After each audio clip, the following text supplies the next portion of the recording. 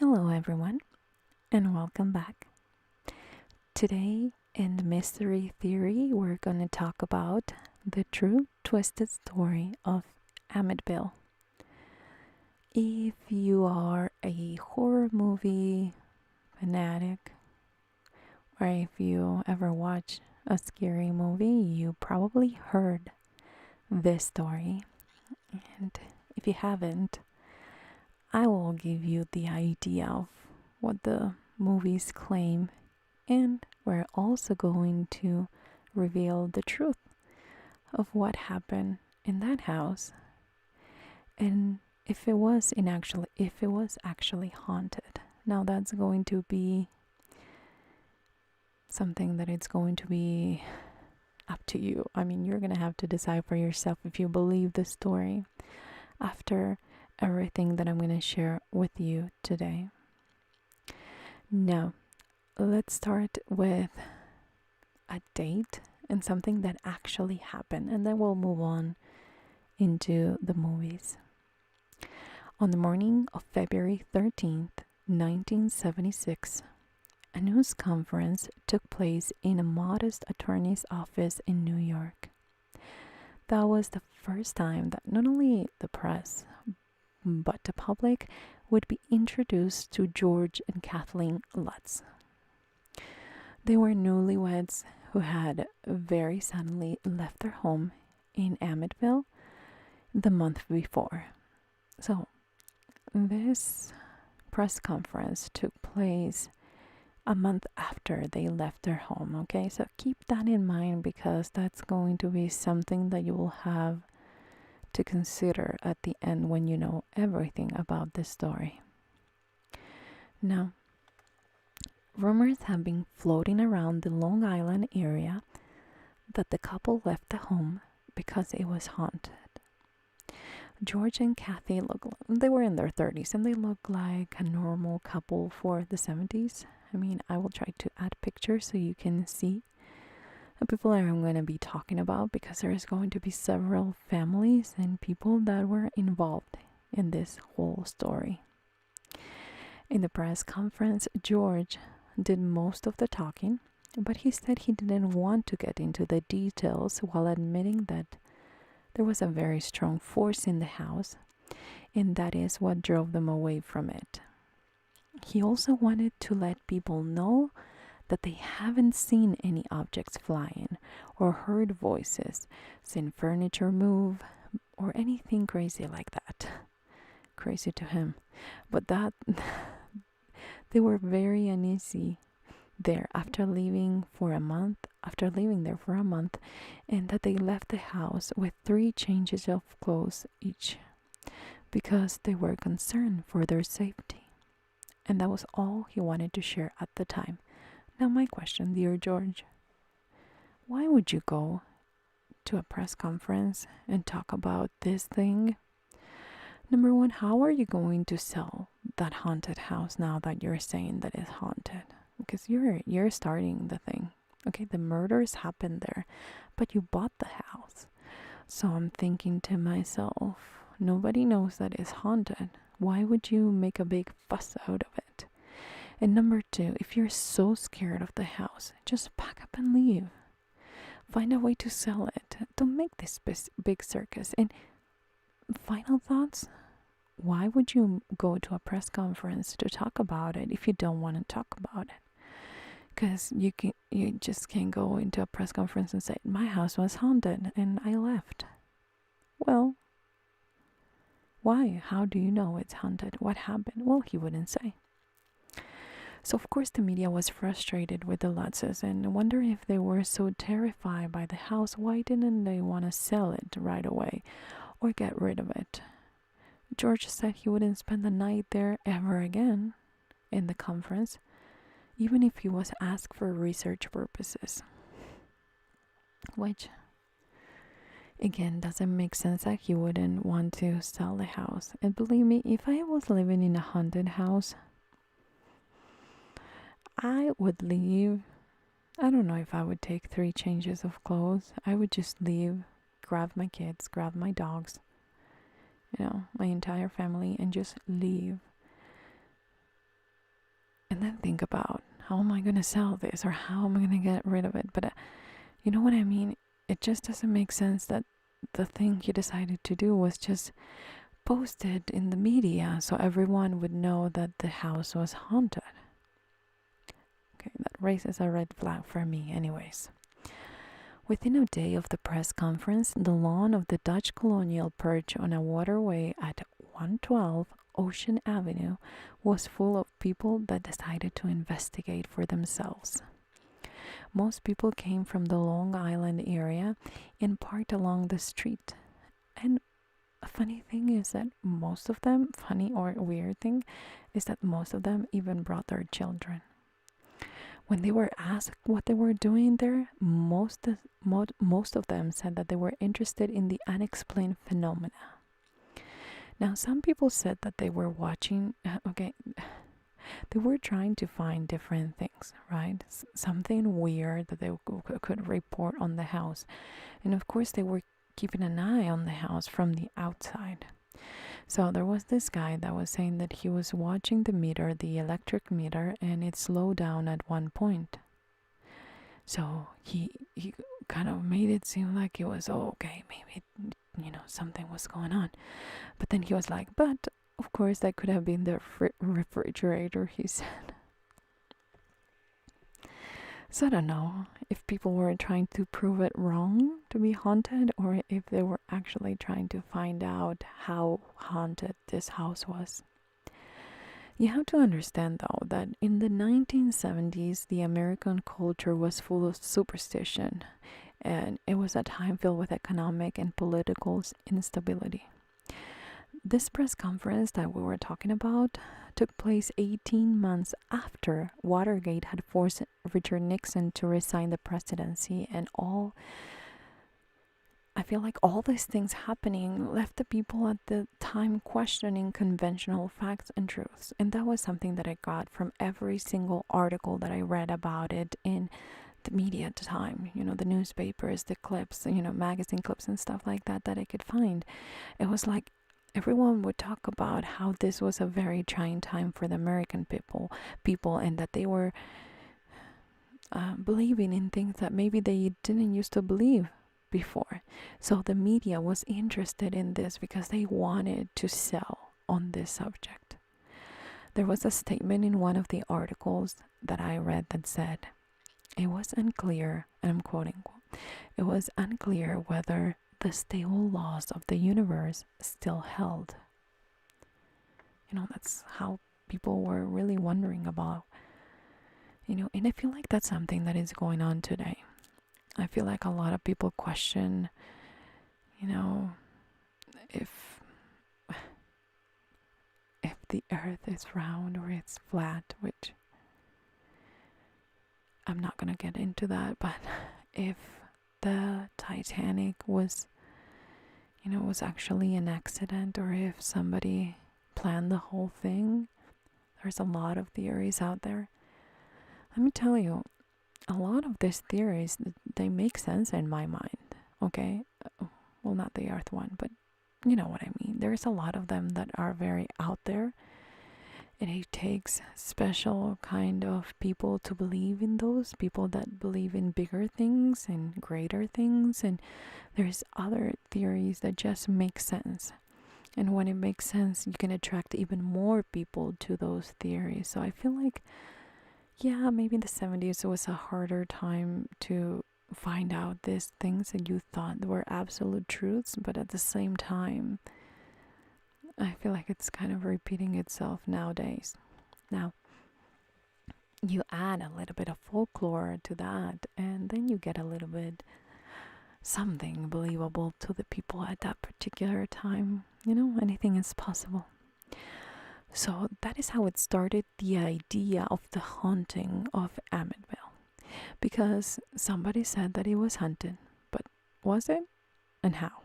Now let's go to the movies, and I will explain a little bit more about the idea of the movies, and then we'll go back to what actually happened. Now, the movies are based in a young American family, and I think there's 6 movies about this. I'm almost certain that I watched them all. And the last one, I think it was the last year with Bella Thorne. Out of all the movies, I think that was my least favorite, but it's very modern, and I'm sure that it got the attention of the younger crowd. So, but the idea is that a young American family moves into a house where there was a mass murder. Things that you could see from the movie and became iconic, in my opinion, because it was actually in the original book that was written about this, is the green slime from the house keyholes. Also, there was a spirit yelling, "Get out," to a visiting priest. A child starting to talk to an imaginary friend named Jody. A pig that can be seen from the window with red eyes. Cold spots all over the house. A room full of flies. And eventually, the family flees the house because as soon as they leave the property, the haunting doesn't have any power on them, according to the movies. Then research shows that their house was not only the scene of a murder, but a site of an ancient Indian enclosure for the sick, mad, and dying, which I feel is kind of the explanation to almost every scary movie from Hollywood, right? Again, we're just going with what Hollywood has been putting out in these movies. However, even the Lutzes were divided. Some of the family members, when the kids grew up, some of them died claiming that it was true, while others admitted that it was a hoax. Now, they all agree that something happened in that house, but some are not sure it was paranormal at all. What we know is true is that before the Lutzes moved to the house, something terrible happened there. And they knew about it, okay? It wasn't like a secret and nobody told them anything. No, they bought it for a very reasonable, almost cheap price. I think they paid $80,000 for the house. And remember, this was back in the 70s. And they knew that this happened, okay? So, on November 13th, 1974, so before the Lutzes, 6 members of the DeFeo family, Father Ronald, Mother Louise, 2 daughters, 2 sons, were shot to death in their beds in their home at 112 Ocean Avenue. They had a 3rd son. He was 23 years old. His name was Ronald DeFeo Jr. Well, they call him Butch. And he initially told the police he discovered the bodies in the locked house at around 6 p.m. later that day. Apparently, he saw the bodies and fled the house to a bar down the streets in a complete state of hysteria, and that's what the people at the bar would describe him as acting at the time. He took the men back to the house, and the police were called, and they immediately doubted Ronald Jr.'s innocence. Within 2 days of finding the bodies, Ronald would be on the hook for 6 second-degree murder charges. The police also believed that he killed his entire family for insurance money. Back then it was $200,000. Nowadays it would be around $900,000. Just quite a bit of money, but it wouldn't make, well, let me think. It would make sense that he would want that money, but it wouldn't make sense that he would just, commit these crazy things, go get help, not clean up, not do anything to cover his tracks. But that's what the police believed at the time. His lawyer was William Weber, or Ronald Jr.'s lawyer was William Weber. Now, remember that name. It's going to be a very important piece in this story. He claimed from the beginning that Ronald Jr. was insane, and they even blamed the dad for his son's dysfunction. They were saying that he was abusive and he was a bully to the kids, and that Ronald Jr. kind of acted because of that. The case went to trial on October of 1975, just a few months before the Lutzes would buy the house on Ocean Avenue and move in. In the meantime, Weber hired a psychiatrist who said that their client had been on a state of paranoid psychosis as he moved through the house and shot each of his relatives one by one. Another psychiatrist hired by the prosecution agreed that Butch, or Ronald Jr., let's call him Ronald Jr., was mentally ill, but insisted that he still knew that what he did was wrong, and therefore he didn't fit the legal definition of insane. So basically, in order to be insane, you have to be a psychopath, right? And feel no remorse. Apparently, if you feel any kind of remorse, then you are in the right state of mind to go to trial. It doesn't make sense to me that you would have to act like you're happy with what you did in order to be considered insane.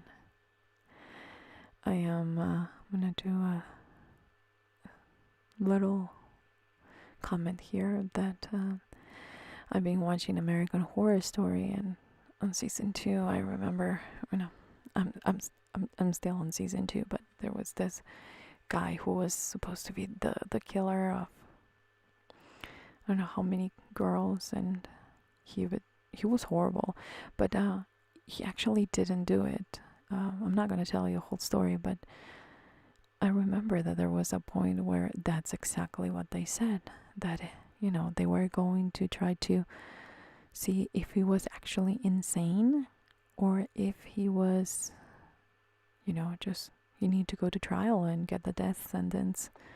And it's crazy because, again, he had to do this whole thing, and just the guy had feelings and he was sad about the situation, and he was claiming he didn't do it, and he would try to explain it to the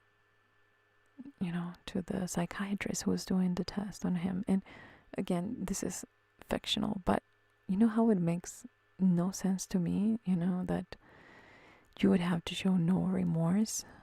Even in the movies, you could see that that's how they based their diagnosis. Can you just have a moment of insanity and do something crazy, and then what is it? You go back and you can't. I don't understand that. I don't understand that they would have to show no remorse in order to qualify for that. What if they're good people and they are, I don't know, maybe they have double personality, or maybe they have something different. So maybe a part of them regrets what they did and the other one doesn't. The point is here that the jury found him guilty in this case and received 6 concurrent life sentences for the death of his siblings. One of the reporters asked Weber, the lawyer, if he thought the verdict was fair, and instead of defending his position or his client position in this case, he said that he was glad he wasn't part of the jury. Okay, I wouldn't like my lawyer to say that. Despite that, he clearly still wanted to try to argue the case. He also, told the reporters that he was charging Butch, or Ronald Jr., a modest fee, and that he cared more about the free publicity that he was getting from this case. Now, the idea of a haunting in the house after the Lutzes, claim, I think that gave Weber a chance to put the case back into the spotlight. The Lutzes allegedly didn't know that where they did the press conference was, the lawyer of Ronald Jr.'s, that it was his office. I don't think so. I do think that they knew. It would have been pretty crazy not to know who's the lawyer of the guy that killed his family where you live, right? I mean, that'd be something that you probably know, at least the last name. But again, I feel like this Weber guy was trying to find the free publicity that, and at this time he was getting it from the Lutzes. We'll talk about him in just a few more minutes, but he even told the reporters, Weber, that he was looking into reopening Butch's case, or Ronald Jr.'s case. I don't know why I have some notes with Butch's and some other one with, I have some of Butch. Oh gosh, I can't even say it. And then Ronald Jr. So let's say he was looking into reopening Ronald Jr.'s case because the idea of a haunting could explain how Ronald was out of his mind for that period where he killed his family. He was driven by a supernatural force. Well, my friend Weber, good luck with that. Good luck. Try to convince the jury that is possible, and even the police, to reopen the case to try to prove that it was haunted. I think that this guy was smart enough to know that that wasn't going to happen. He was trying to sell that to the normal smart people, but he thought he was smarter than everyone, and that nobody would notice because he also said that he was filing this motion and never mentioning what kind. But in reality, he never filed for anything. I mean, Ronald Jr. is still an inmate in a correctional facility in New York nowadays. I mean, nothing happened because of this. Now, months after the Lutzes fled the house in Amityville, I mean, it was empty. And then the Cromartie family moved into the house in the spring of 1977. Actually, it was on April 1st. After a week of being in the house, they got the visit of Good Housekeeping. And then they got even more visitors. And Paul Hoffman from the Good Housekeeping magazine wrote about the house for the New York Daily News that was published in April 1977. And I think he titled it "Our Dream House Was Haunted."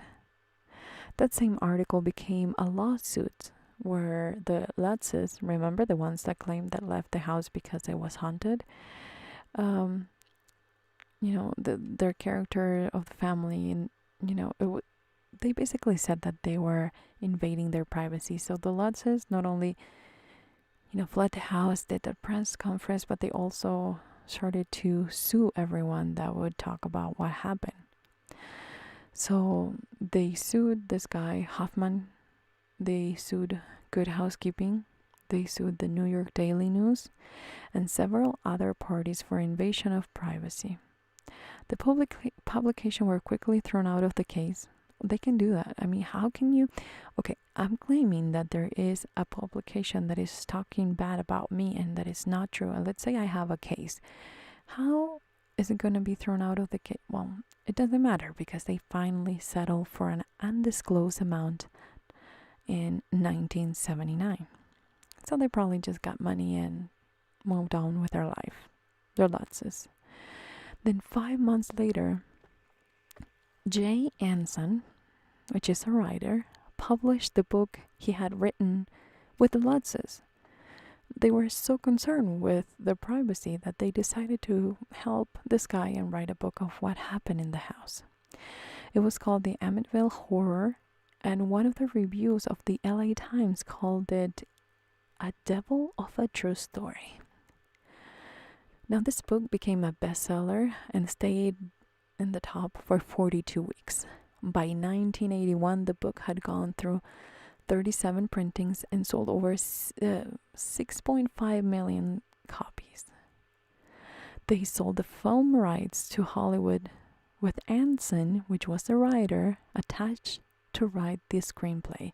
So they sold the rights, but they also hooked up this guy Anson, the writer, who was working with the family to write the screenplay. Everything seemed to be going right for the Lutzes, right? They're making money out of a story that they didn't even want to talk about. But now all of a sudden, there's a book, there's a movie, right? Whatever. But there were two doubting voices, Jim and Barbara Cromarty. Remember I told you that after the Lutzes moved, eventually after months, they sold the house to this family. Now, the current residents of the house, they have been living there for years now, after, all this fame and books and stuff. And they repeatedly told the press they've never seen anything unusual in the house. Those are good news, right? I mean, they bought the place cheap because all of the bad publicity attached to the house. So they bought it for $55,000, while the Lutzes paid $80,000 for it. The Cromartys claimed that there were no paranormal activity in the house, and that the only complaint that they had about the house was the media and the tourists that wouldn't leave them alone. They would visit at all times of day and night, claiming that they were witches, mediums, etc. These people get so mad at the family because they wouldn't want to let them in, or just they want to live a normal life, that some of them even cursed them and told them that they were going to die. This family claims that one of the funniest things, and I wanted to mention this, is that happened to them while they were there. Remember that if you watch that movie, people would wake up at 3 a.m. because that was the time when Ronald Jr. got the gun, possessed by something, and killed the family, right?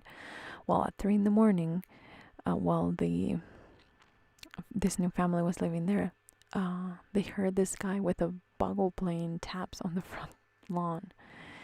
He said he opened the window and said, "Kid, you got a real sense of humor." The Cromartys would eventually sue the Lutzes, which were the previous owners, the ones that write the book and everything about it, and the writer Anson and the publisher Prentice Hall for $1.1 million in assorted damages for fraud, trying to get them to admit that the subtitle of the book, A True Story, wasn't quite what it was cracked up to be. The lawsuit settled for an undisclosed amount in 1982, and the subtitle remains being A True Story. I think the Cromartys were pretty frustrated with the idea that they knew there was nothing wrong with the house. And I think that they got also the idea that these people were making money out of a big lie. So, of course, they decided to sue. However, even Anson, which is the writer, would say in the interviews that he was a writer, that he doesn't believe or disbelieve what what the people claimed that lived in there. He would also say in different interviews, "I believe these people believe that they went through all those things and they saw and heard." So I'm sorry, Mr. Anson, which rest in peace. He's not, he died of a heart attack, but you don't even buy it. I mean, you wrote a book that you claim is a true story and you don't even buy it. You know some things are made up, and you know that probably somebody made it up and you just don't care to, correct it because you're making money. But again, in 1980, at the age of 58, he died of a heart attack and never got around to explain why so much of what he claimed in the book was a lie. Well, yes. Police visits, Catholic priest with ghostly experiences in a stormy weather, all those details that he claimed that happened in the book. And if you watch the movie, you probably see or know what I'm talking about. According to the participants, so the family member was all a lie. Remember, the Lutzes lived in the house for a month. And everything that the writer was claiming, the Catholic priest that was called, it wasn't true. not even, there were some people to even try to look up the weather forecast, and they knew that there wasn't even a storm when they said that there was a storm. They were all lies. And now William Weber, again, here comes the lawyer of Ronald. He at first he was quite prepared to say that it was also a lie, but at the same time I think that he wanted to get credit for the idea of the story in the first place. So the movie was released in 1979, and Weber went to the press and said that the Lutzes and himself made up the entire story over a bottle of wine. He also claimed that he had some kind of experience in the house, supernatural experience, but that they began to elaborate on details of the story after looking into the evidence of Ronald's crime. Which, by the way, he also claims that he provided that information to the Lutzes. Pretty sketchy if you ask me.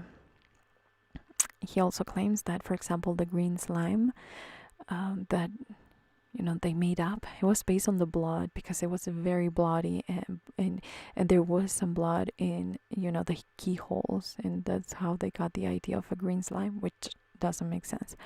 The flies in the room, again, there were flies when they found the bodies, so they kind of, with the pictures and everything, they kind of made up that idea of the flies in the movie. If you watch it, you know what I mean.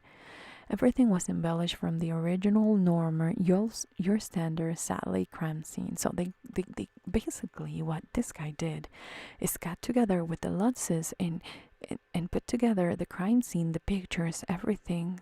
That was those private information, in my opinion, that nobody should have been sharing, especially a lawyer with somebody that has nothing to do with Ronald Jr., who is in jail at the time.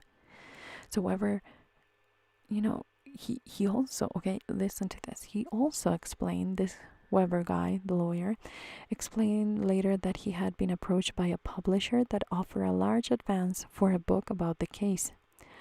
He then tried to get the Lutzes to go with him, but he claims that some of the royalties with this particular publisher were going to be split with Ronald Jr., which is, the guy is in jail. I don't know why he would need the money, but it makes sense after a few seconds. Hold on. But, the money that Ronald Jr. would get, it would go to the lawyer, to pay the lawyer. Yeah, you probably see where I'm coming from here. Now, the Lutzes decided to go and work with Prentice Hall and Anson the writer, and never involve Weber in it. So, don't you think that up until this point, it seems like the mastermind was Weber, the lawyer with a great imagination. And I'm gonna tell you my theory at the end, but the family decided to go with another publisher and left him out. In the meantime, Weber had a freelance writer working on his version and was published in Good Housekeeping, but the Lutzes sued for invasion of privacy. So he couldn't even have his own story because the Lutzes wanted everything to be for, them. Later on, Ronald Jr. claimed that he never wanted to claim insanity as his defense. That was his lawyer idea. He also now claims that his mother and sister had been involved in the killings too. In an appearance before his parole board on 1999, he claimed that he actually only killed one of his sisters, and her name was Dawn. She was 17 at the time, and she was the one that killed everyone. So he had no choice but to kill her because she was going to kill him. He said, and I'm going to quote him, "I love my family very much." Needless to say, the parole board did not believe the guy. If that was the case, there would have been some kind of physical evidence, which I don't know at the time if they had enough to find out if she had some kind of DNA or fingerprints or something in the guns, and that's why they just threw it out immediately. Because maybe, maybe that is what happened. Okay, let's say that that's what happened. And he told that to his lawyer, and his lawyer was like, "This is the dumbest defense ever. We can't say this.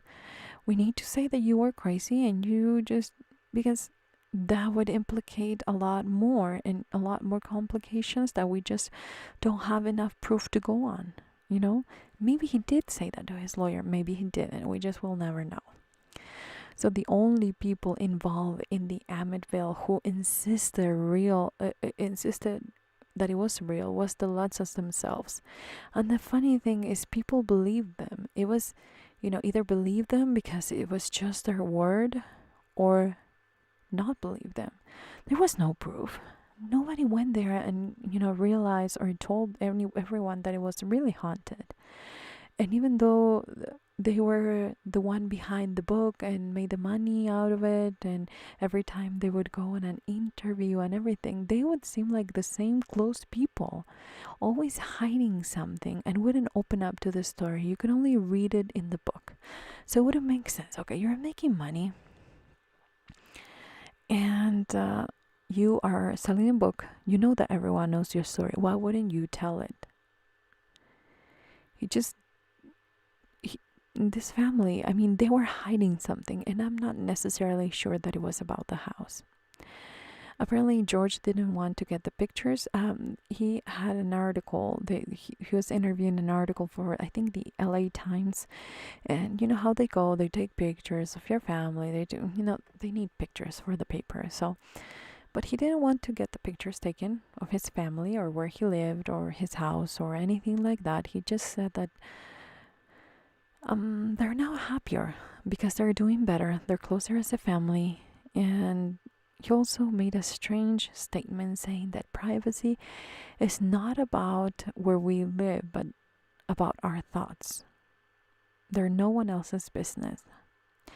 For somebody that is that private, it sure looks suspicious to even come out with their story, don't you think? I mean, the first time since I went to the press conference, and then for somebody that is agreeing to give interviews about it, why? It wouldn't make sense, you know what I mean? Over the period of time, he went back for interviews and claimed that the story was embellished. Okay, this was when he was older, okay? I think he died in 2004 and the wife died in 2006 or, something like that. I know one of them in 2004, but later on while he was older, yeah, he started to go to different interviews and claim that it was embellished for the audience, that the green slime wasn't true and a lot of details were just made up, which led the people to believe that maybe the entire thing was a lie, and that Weber contacted them and tried to create this fantasy based on his client, Ronald Jr. But things went wrong when they picked the other publishers, and he actually didn't make a cent. How we were talking about that. However, this is the different part of the story, or something crazy is that two of the Lutz's kids claimed that in fact the house was haunted. Danny Lutz and Christopher Quarantino. Now, they lived in the house, and of course, they had 3 kids. The Lutzes had 3 kids. And Danny and Christopher were the olders. All the older kids. Then they had a daughter, but we'll talk about her in just a few minutes. They remember shadows and being thrown up a staircase by malevolent spirits. Danny was interviewed in a documentary called My Amityville Horror, and he said that he got possessed by a spirit he couldn't get rid of on his own. Well, he said that, but there is no proof that they had to call somebody like an exorcist or anything to get it out of him, if in fact that happened. He also claimed that the spirits had nothing to do with the killings in the house. So it has nothing to do with the Ronald Jr. killing his family. They claimed that if it was haunted, it was because George had summoned bad spirits. Apparently he was dabbling in the occult and the dark, and he had always been. And apparently he did something in the house that released some bad spirits in it. They also claim that he used to terrorize the stepchildren with these practices. So he was not only into this, but he was using it to terrorize the kids. They claim that he was abusive physically and mentally. And I'm guessing that he was a stepfather or of one of them, which I'm thinking that it was Christopher because he has a different last name, but I could be totally wrong. But he was the stepdad of one of the kids apparently, and maybe he was the dad for the other. I know that he was the stepdad of one of them, and he was the one that got terrorized the worst. Now the younger daughter, Lucy, never spoke about it to anyone. She never gave an interview. She never told her story or her side of the story of what happened in that house. Now, this is not an old Hollywood story in the 1920s. I'm talking about the 70s here. I'm talking about people that are still living in, in 2018. In my opinion, after going everything that we went through, I honestly believe that Weber, Ronald Jr., attorney, somehow found this family that bought the house, and he wanted to create this fantasy of a haunted house. He thought that it was going to make him more popular because of the fact that he said that he was that Ronald Jr. was actually crazy, or that it would explain a lot of that. It would get people to talk about him.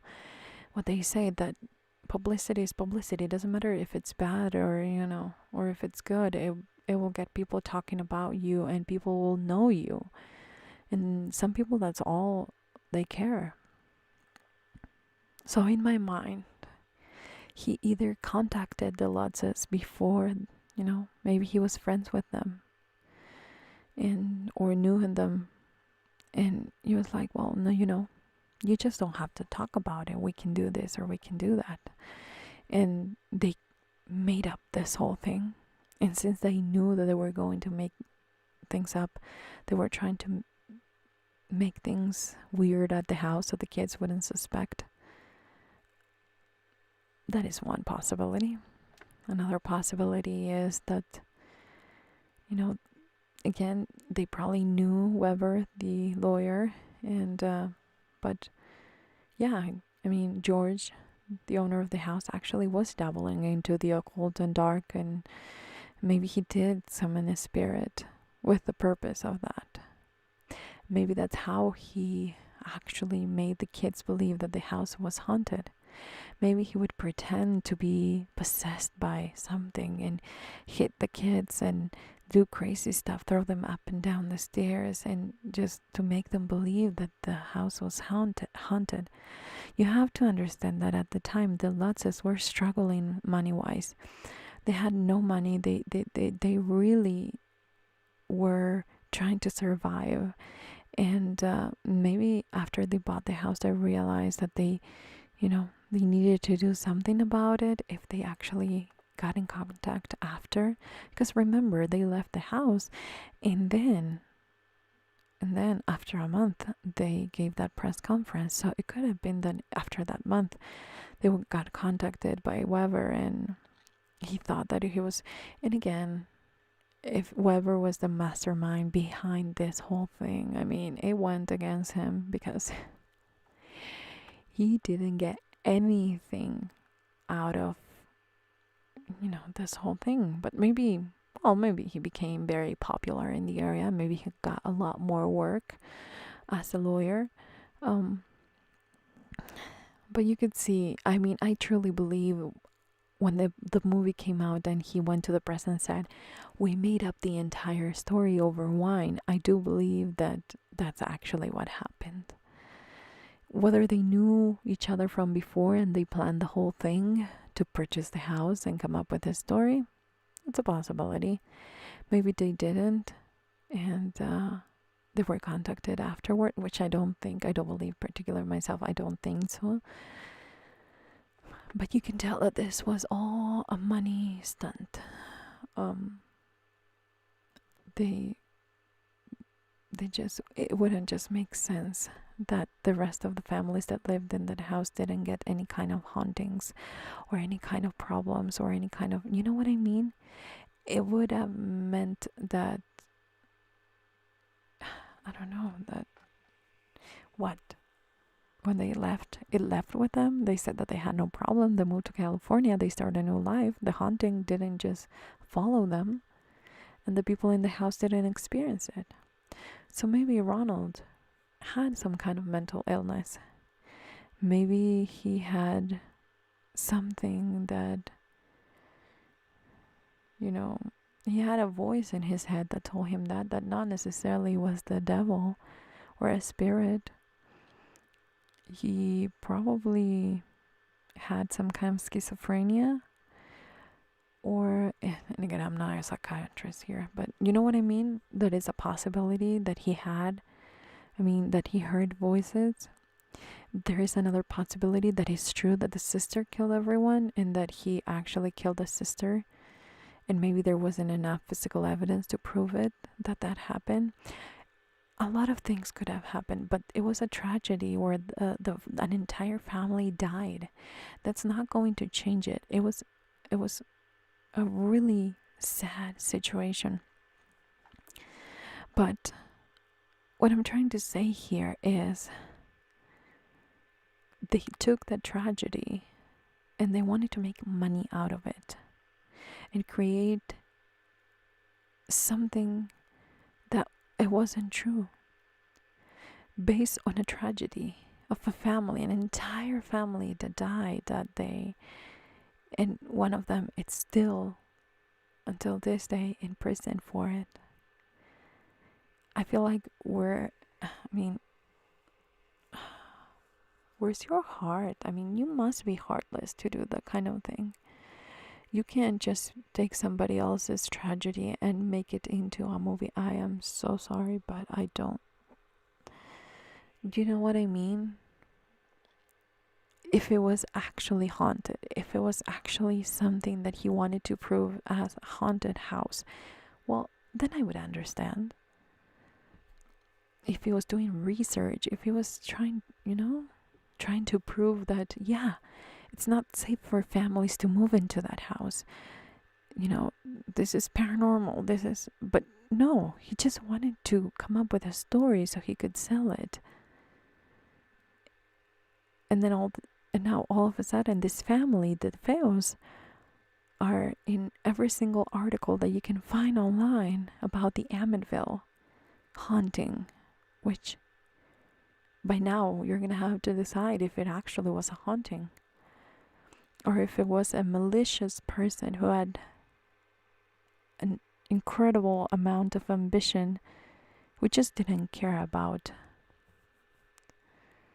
the family and decided to make money out of it. I can't believe the Lutzes got away with it. I hope that they realized that what they did was wrong if they made the whole thing up.